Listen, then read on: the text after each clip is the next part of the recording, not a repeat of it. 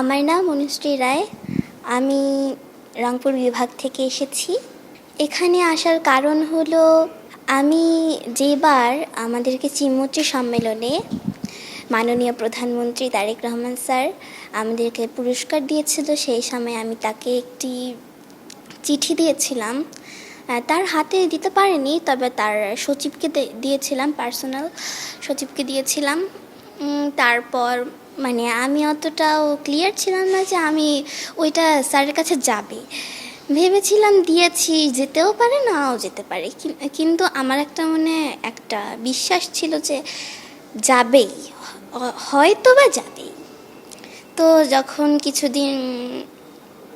কিছুদিন আগেই গত সপ্তাহে যেবার ওনার পার্সোনাল সচিব যখন আমার বাবাকে কল দিলেন, তখন খুব খুশি হলাম, যে ভাবলাম যে হ্যাঁ, আমার চিঠিটা কি এখন তারেক রহমান স্যার দেখেছেন, এটাতেই আমার অনেক খুশি, আমি কি পাই আর না পাই।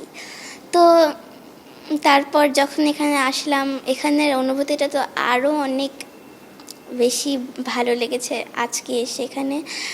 ওনাকে তো ওখানে সরাসরি কোনো ধরনের কথা বলতে পারিনি, শুধু ওনার সঙ্গে ফটো সেশনে ছিলাম আর ওনার হাত থেকে শুধু পুরস্কারটা নিয়েছিলাম, এইটুকুই। আজকে ওনার সঙ্গে যে কথা বলতে পেরেছি, ওনার যে কথা শুনতে পেরেছি, এটাই আমার কাছে অনেক বড়। তো সবাই আমার জন্য দোয়া করবেন।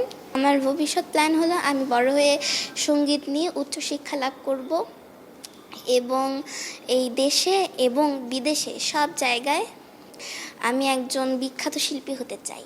ওনার সঙ্গে যে কথোপকথনটা, সেটা অনেক একটা ইন্টারেস্টিং ছিল। উনি যখন আমাকে বলল যে তুমি কি সেই অনুশ্রী, তখন খুব ভালো লেগেছে যে একটা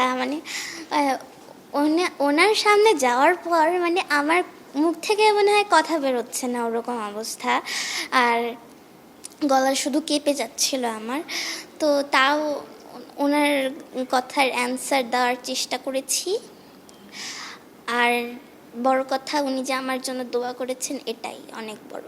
উনি আমাকে একটি চেঞ্জার হারমোনিয়াম গিফট করেছেন এবং আমার গান শুনেছেন।